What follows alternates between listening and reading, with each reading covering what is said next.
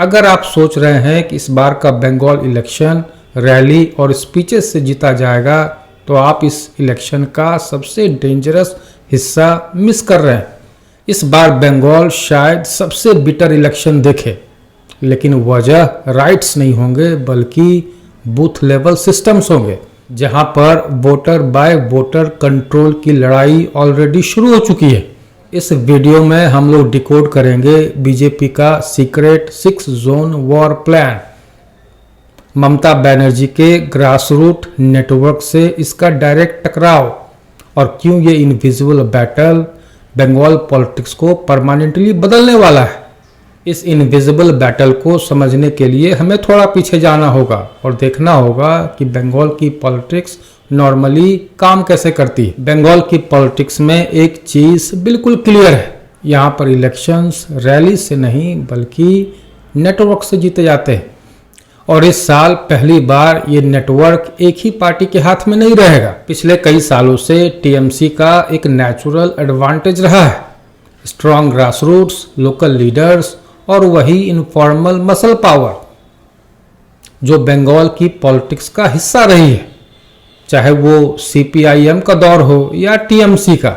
दूसरी तरफ बीजेपी बंगाल में एक आउटसाइडर की तरह दिखती रही, बिल्कुल उस प्रवासी की तरह जो दिल्ली या मुंबई जाकर काम तो कर लेता है लेकिन लोकल सिस्टम में घुस नहीं पाता, मानो सिस्टम उसे अपना ही नहीं मानता। वोट मिलते रहे लेकिन ग्राउंड कंट्रोल तक एक्सेस नहीं बना, और उसकी सबसे बड़ी वजह रही कमजोर ऑर्गेनाइजेशनल फाउंडेशन। और इसी कमजोरी को तोड़ने के लिए बीजेपी ने अपना पूरा गेम प्लान बदल दिया। नमस्कार, मैं पंकज कुमार। जहां 2019 के लोकसभा इलेक्शन ने बंगाल में बीजेपी के इमेंस पोटेंशियल को दिखाया, वहीं आगे 2021-2024 के इलेक्शंस ने बीजेपी के सबसे बड़े कमजोरी को और बिटर तरीके से एक्सपोज कर दिया। बीजेपी के सामने ये बिल्कुल क्लियर हो गया, अगर बंगाल जीतना है तो ग्राउंड लेवल से वोटर मोबिलाइजेशन करना होगा, और इसके लिए बिना एक स्ट्रॉन्ग ग्राउंड लेवल ऑर्गेनाइजेशन के पॉसिबल नहीं।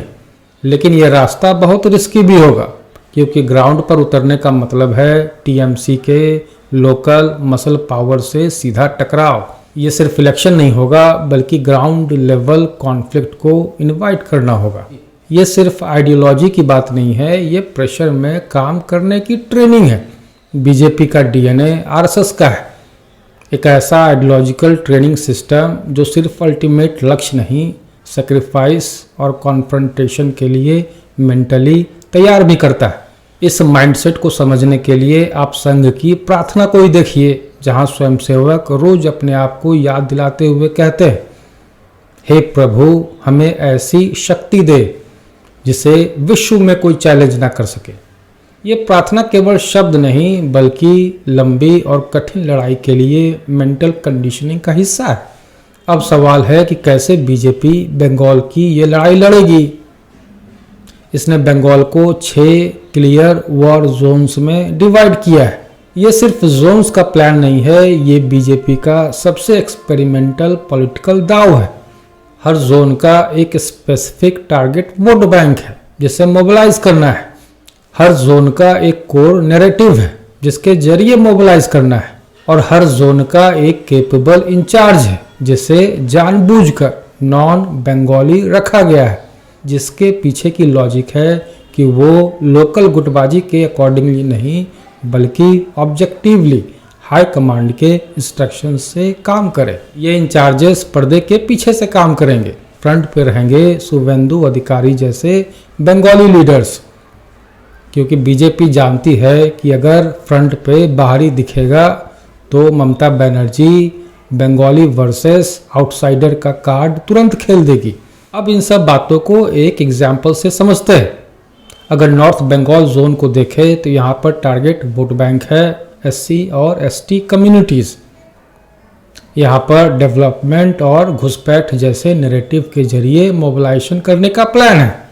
इस जोन के इंचार्ज होंगे अनंत नारायण मिश्रा, जो कि ओरिजिनली अरुणाचल प्रदेश से हैं।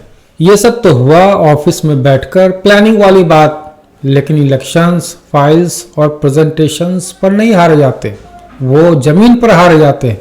असली सवाल ये है कि बीजेपी उस जमीन पर कैसे उतरेगी जहां पर दोस्त कम है और दुश्मन ज़्यादा। और यहीं से बीजेपी के लिए वो अग्नि परीक्षा शुरू होती है।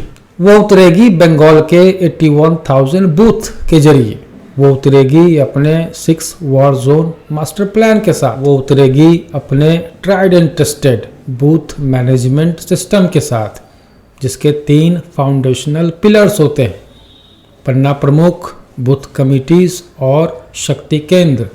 यहीं पर बीजेपी के लिए सबसे बड़ा थ्रेट भी है और सबसे बड़ा अपॉर्चुनिटी भी।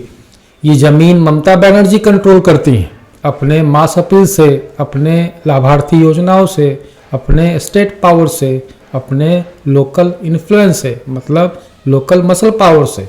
वो बीजेपी के बूथ मैनेजमेंट सिस्टम के पोटेंशियल को भली भांति जानती है। वो जानती है कि ये सिस्टम ज़मीन पर जितना स्ट्रांग होता जाता है उतना ही ऑपोजिशन पॉलिटिकल पावर से दूर होता जाता है। ममता बनर्जी के पास बंगाल के अलावा कुछ है भी नहीं। अगर एक बार ये ज़मीन हाथ से चली गई तो इसका सीधा सीधा मतलब होगा उनके पॉलिटिकल करियर का सबसे बड़ा ब्रेक, जिसे उन्होंने आसानी से नहीं बनाया है।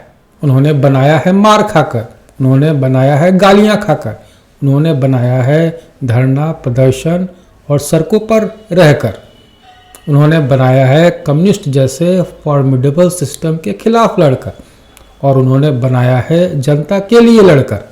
इसीलिए ये लड़ाई सिर्फ पावर का नहीं है, ये सर्वाइवल का है। तो सवाल उठता है बीजेपी को रोकेगी कैसे? क्या लीगल तरीके से? मुश्किल, क्योंकि हर पार्टी को कॉन्स्टिट्यूशनल तरीके से अपना काम करने का हक है। क्या ऑर्गेनाइजेशन के जरिए? यहीं पर टीएमसी की लिमिट आती है, क्योंकि वो एक लीडर बेस्ड पार्टी है, केडर बेस्ड नहीं। क्या पैसों से? मुश्किल, क्योंकि बीजेपी का रिसोर्स बेस बड़ा है। क्या नैरेटिव से? मुश्किल, क्योंकि बीजेपी नैरेटिव बनाने में और बिगाड़ने में दोनों में एक्सपीरियंस्ड है। इसीलिए ममता बनर्जी के पास आखिरी ऑप्शन बचता है सड़कों पर उतरने वाली मसल पावर। बंगाल की पॉलिटिक्स में लोकल स्ट्रॉन्गमैन, जिन्हें आमतौर पर बाहुबली कहा जाता है, इनका हमेशा से एक रोल रहा है। आपको पिछले साल का संदेश खली का केस तो याद ही होगा, जहां पर local TMC leader Sheikh Shahjahan का नाम सामने आया था। ऐसे बाहुबलीज कोई एक्सेप्शन नहीं है, बल्कि एक एग्जाम्पल है।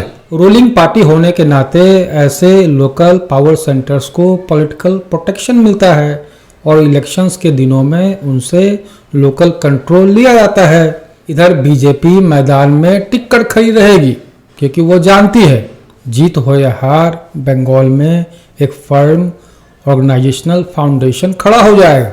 इसका इमीडिएट फायदा शायद अभी ना दिखे, लेकिन इसका इम्पैक्ट आने वाले सालों में जरूर दिखेगा। दूसरी तरफ ममता बनर्जी अगर ये इलेक्शन जीत भी जाती हैं तो उनका इलेक्शन पहले जैसा कंफर्टेबल नहीं होगा, क्योंकि पहली बार उनका सबसे बड़ा strength uncontested ground control permanently challenge हो चुका होगा। इस इलेक्शन का रिजल्ट जो भी हो, लेकिन इलेक्शन के बाद बंगाल पहले जैसा नहीं रहेगा। बूथ लेवल पर जो लड़ाई लड़ी जाएगी वो पावर के इक्वेशंस को परमानेंटली शिफ्ट करेगा। चाहे जीत किसी की भी हो, बंगाल की पॉलिटिक्स अब सिर्फ रैलीज और करिश्मा से नहीं चलेगा। ये इलेक्शन एक बार फिर साबित करेगा कि पावर स्टेज से नहीं बल्कि सिस्टम से ऑपरेट होता है। अब जीत सिर्फ वोट लेने से नहीं बल्कि ग्राउंड को कंट्रोल करने से होता है, और जो पार्टी इस रियलिटी को सबसे पहले समझ लेती है वही फ्यूचर की पॉलिटिक्स को तय करती है। ये चैनल इंडियन पॉलिटिक्स के स्ट्रेटेजिक मूव्स को डिकोड करने के लिए है, खासकर बीजेपी का। अगर आप प्रोपेगेंडा नहीं पावर के लॉजिक को समझना चाहते हैं तो चैनल को सब्सक्राइब करें।